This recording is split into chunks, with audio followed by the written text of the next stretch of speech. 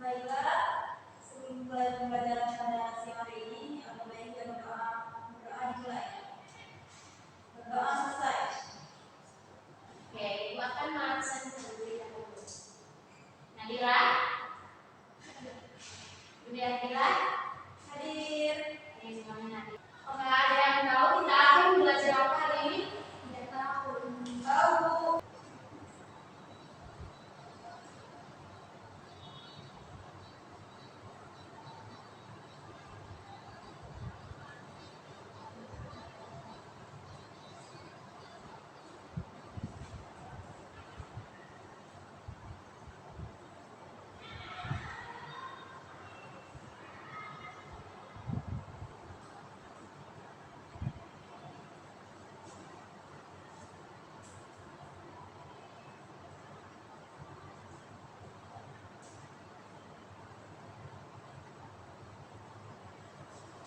Oke, pembelajaran kita hari ini yaitu tentang kearifan lokal makanan khas mie celor.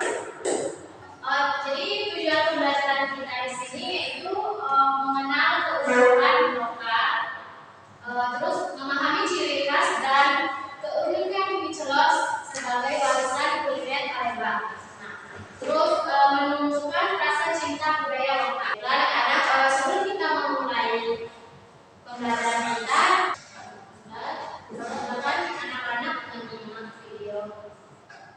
Halo bunda-bunda cantik, kali ini aku mau bikin mie celor khas Palembang yang punya cita rasa gurih seafood yang enak.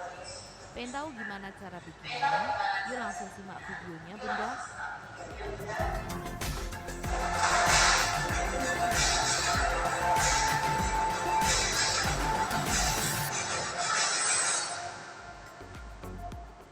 Ini untuk bahan-bahannya bunda, bisa dicatat, di capture, atau cek di deskripsi.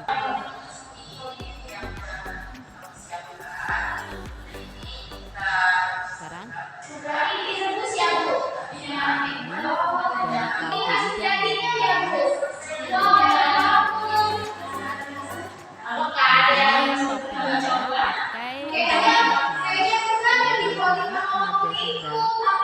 Ditaburi dengan daun bawang. Nah, untuk pelengkapnya ini aku tambah dengan telur rebus. Jadi, apakah ada yang tahu dicelor dan dicelor? Dari kamera Bu. Jadi yang disebutkan Nadira tadi dicelor berasal dari Palembang yaitu terus dari Sumatera Selatan yang sangat populer sebagai menu sarapan hingga siang. Adapun ciri khas mie celor, mie celor itu terbuat dari mie kuning atau mie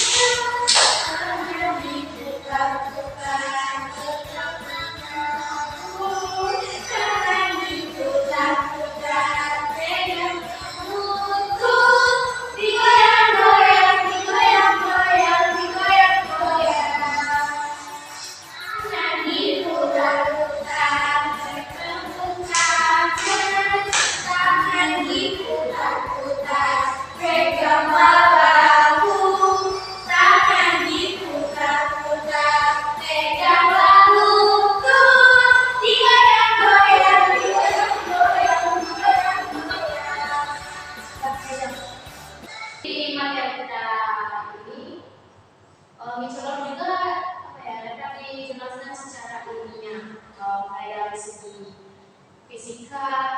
Kalau dari segi fisika tuh ini dimasukkan ke dalam air panas itu mengakibatkan perpindahan panas secara konduksi dan konveksi. Terus tekstur kuahnya itu kental berasal dari suspensi. Nah, partikel tepung, terigu, dan santan yang membentuk koloid.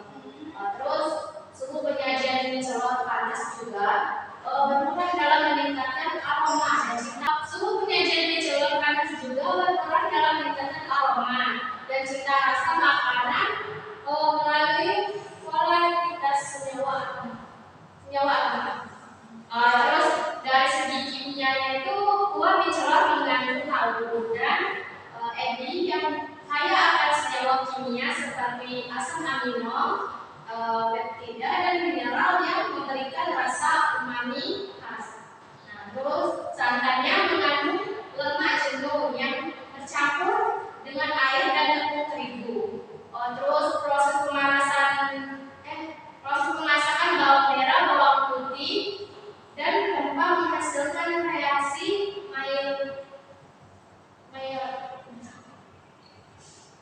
dan dekomposisi senyawa sulfat. Terus dari segi biologinya itu mie celor mengandung karbohidrat dari tepung terigu, protein yang diperoleh dari telur, udang, dan ayam yang merupakan sumber asam amino yang esensial, penting untuk pertumbuhan dan perbaikan jaringan tubuh. Terus sayuran pelengkap seperti tauge dan muja yang menyediakan vitamin mineral dan yang mendukung fungsi pencernaan dan sistem. Terus ada proses fermentasi di lingkungan pada RB atau udang kering meningkatkan kandungan probiotik dan enzim yang membantu pencernaan dan penyerapan nutrisi. Itu saja pembelajaran kita hari ini.